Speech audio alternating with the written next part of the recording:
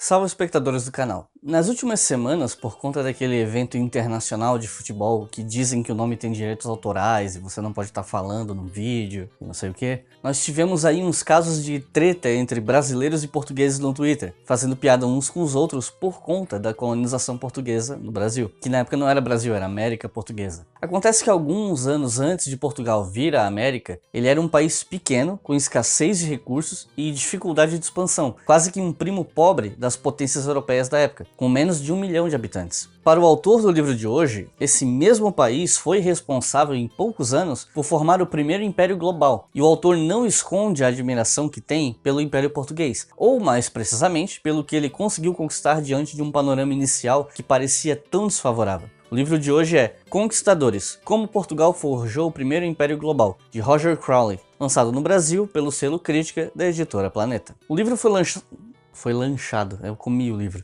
O livro foi lançado originalmente em 2015 e começa sua narrativa falando não dos portugueses, mas dos chineses. Mais ou menos entre os séculos XV e XVI, a China tinha todas as condições de se tornar uma potência imperial e naval a nível global, mas por questões de política interna e culturais também, acabou seguindo um caminho inverso, desistindo de chegar aos confins do mundo e se fechando para ele. Isso abriu caminho para que as potências europeias se aventurassem pelo Oceano Índico, e os portugueses foram os primeiros a se beneficiar dessa oportunidade. Roger Crowley fala sobre a tomada do porto de Ceuta, no norte da África, em 1415, falando então sobre como os portugueses chegaram à conclusão de que precisavam se aventurar e contornar a costa da África. Fala dos pontos dessa costa onde eles tiveram alguma inserção, colocando pontos comerciais. Fala sobre como os portugueses que já tinham uma tradição naval precisavam usar os oceanos para se expandir, já que dentro da Europa eles não tinham para onde ir, e isso levou os portugueses até o Oceano Índico.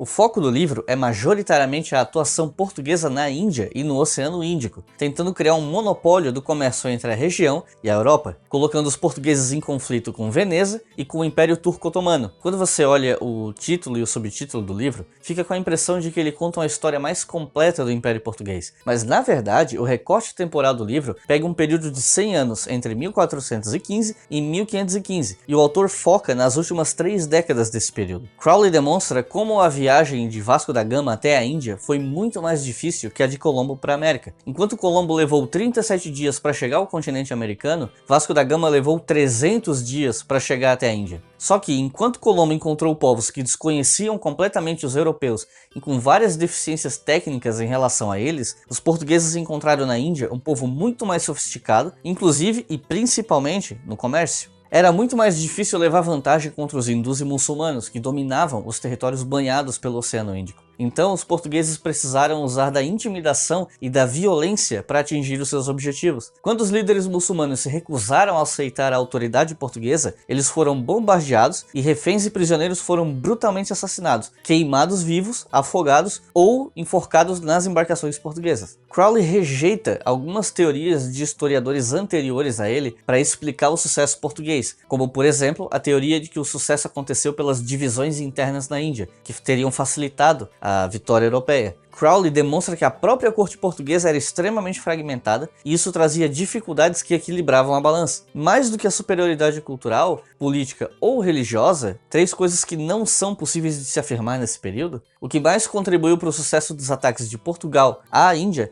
era a superioridade militar e principalmente os canhões. Sem eles, os portugueses não teriam tido condições de conquistar muita coisa. O livro, no entanto, termina com a sensação de que ele está incompleto. Por que eles falharam no Índico e perderam espaço? E o Império Português no Atlântico? Várias questões ficam em aberto. Como esse não é o único livro do autor sobre esse período da Idade Moderna, o meu palpite é que ele pode lançar algum outro livro no futuro que continue o que ele escreveu nesse livro. O jeito é esperar para ver. Por enquanto, basta saber que ele não é um livro de ascensão e queda do Império Português, porque ele pega um período muito curto, mostrando como os portugueses dominaram as Índias por algum tempo e como isso aconteceu durante mais ou menos esses 30 anos. O autor parece ter uma mistura de repulsa pelas atrocidades que os portugueses cometeram na região e admiração pelo que eles conseguiram conquistar se a gente chegar a Portugal como um azarão dentro da Europa em comparação às outras potências. O autor vai descrevendo os conflitos cronologicamente e do ponto de vista factual, o livro me parece impecável. Para alguns leitores ele vai funcionar muito bem, especialmente por isso. Outros podem achar ele meio monótono e repetitivo, porque vai emendando uma batalha na outra, um conflito no outro. Vai depender do perfil de cada leitor. Aqui na descrição tem um link para compra do livro, como sempre. Se você gostou e quiser comprar por esse link em especial, você consegue um bom preço e ainda ajuda o canal. Não se esqueçam de se inscrever no Leitura Obrigatória e dar uma olhada na nossa página do Apoia-se. Muito obrigado e até a próxima!